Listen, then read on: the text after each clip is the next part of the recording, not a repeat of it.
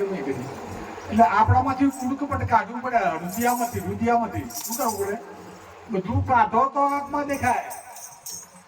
આત્મા કીડી કુંજરમાં બધે છે, હાલે ચાલે લે એટલે શ્વાસ એટલે આત્મા પ્રકાશ, એ બધામાં આત્મા વસે છે.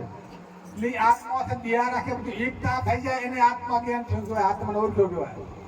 શું કહેવાય? એને આત્માનો ઓળખ્યો કહેવાય. હું બધા ગમે એમ બોલતો, વાણી હારી બોલતો, હારું બોલતો, સત્સંગ બોલતો એવું કરે, પણ હું એવું વર્તન કરવું જોઈએ, એવું વર્તવું જોઈએ. જેમ બોલે એવું એ માણસ જે વર્તે એને આત્માને ઓળખ્યો કહેવાય. આત્માને ઓળખ્યા વિના ભવનો ફેર મળતો નહીં. એટલે આત્માને ઓળખવા માટે ગુરુ ચરણે જવું પડે. કેના કે જવું પડે? આત્માને ઓળખ્યા કોણ? ગુરુ ઓળખાય. ગુરુ ભગવાન નામ આપે છે. હારા કરવું હોય તો સારું આપે, બોલો બોલો. એટલે સાચા સદગુરુ હોય તો એ આત્મા ઓળખાય. એ શું કે એને પેલું નીતિ ધર્મ આપે. પેલું તો એને કે વ્યવહાર સુધારવાનું આપે. આપણે વ્યવહારમાં જીવીને એ બરાબર જીવતા હોવું જોઈએ. પછી નીતિ ધર્મ પર પછી એ સત્સબદ આપે. પછી એ સત્સબદ પછી ગણ કરે. એ સત્સબદ તમે ભજન કરો એટલે આત્મા કરતા ધીરે ધીરે સાધન કરે.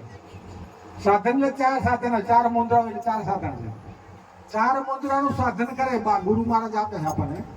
એ ચાર મુદ્રા ટપી જાઓ ત્યાં પછી આત્માની ઓળખાણ થાય. આ તો રસ્તો છે. આ વેદ સાધુ પહોંચી ગયા પછી જેમ બોલો તમે પેલા ગામ પહોંચી જાઓ ને પછી કહો કે અમારે બસની જરૂર નથી, આની નહીં જરૂર નથી. પણ પહેલા તો જરૂર છે ને કે જાવ અમારે ભરૂચથી આમ ગાડીની જરૂર નથી આવે ને એમને એમ બોલે ના આવે. એટલે સાધુ સંતો પહોંચી ગયા પછી બોલાય કે મારે આની જરૂર નથી, કાંઈ ના કરવું આવે. બરાબર? એટલે નથી પહોંચ્યા એને કરવું જોઈએ ભજન. એને સાધન બધે કરવું જોઈએ. ચાર મુદ્રા એ કરતા પછી સીધ થાય, પછી મનમાં જાય, પછી એને કઈ કરવાનું નથી. પછી ત્યાં જાય શું છે? નિશ્વાસા થઈ જાય. શું થઈ જાય? તો શ્વાસ નહીં, એ અપાનમાં થઈ જાય, ભરી જાય. બરોબર? શ્વાસ શ્વાસા નહીં, એમાં નિયક્ષર સર અક્ષર ને નિયક્ષર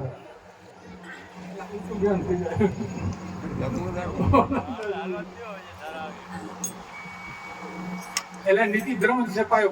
ભગવાનનું ભજન કરવાનું, ભગવાનનું ભજન કરો, નીતિથી કમાવો, નીતિથી વાપરો. કમાવાની છૂટ, ઢગલાબંધ કમાવાનો, નીતિથી કમાવો, નીતિથી વાપરો. એવું નહીં કે ના કામ કમાવો, ભક્તિ કરો ને કમાવો. ભક્તિ કરશો ને કમાશો તો આગળ છેલ્લે ભક્તિ આવી જાય. ભક્તિને કમા માયા માર્યો તો છેલ્લે માયા જ રહે. ભક્તિ પછી મર્યાદાને એની સુધા ક્યાં જાય? ઘરમાં. એટલે જોગતી જાય. એટલે આ ઘર છોડવાનું છે માયા. છેલ્લે મર્યાદાને શું થાય? મર્યાદાને આ ઘરમાં શું થાય? ખિસાઈ જ આવી જોઈએ તો ગતિ થાય ને નહીં થાય. આ શું કરો બાયડી, આ કામ બાકી, આ કામ તો જીવ ગતિ થાય.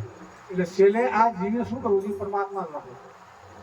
સુરતા પરમાત્મા રાખવાની, ભગવાનનું નામ લેવાનું. આયો અકેલો જાય એકલો પોતે જ છે જે કાંઈ કરે તે. કોઈ ઘરના કુટુંબ કબીલો ગમે એવા છે, સંબંધી પ્રેમી છે, કોઈ નહીં આવે. એટલે આપણે જ આપણે સંબંધી પ્રેમી છીએ, આપણે જ આપણું ભલું કરીએ. બીજો કોઈ નહીં કરે. બીજા સારું હોય તો હારા ન કરતા કાંઈ નહીં કરે. એટલે આપણી દુનિયા સવાર નહીં થઈ ગઈ. ભગવાનનું ભજન કરો, નીતિ ધર્મ પારો, સાચું બોલો, હકે આવો બોલો.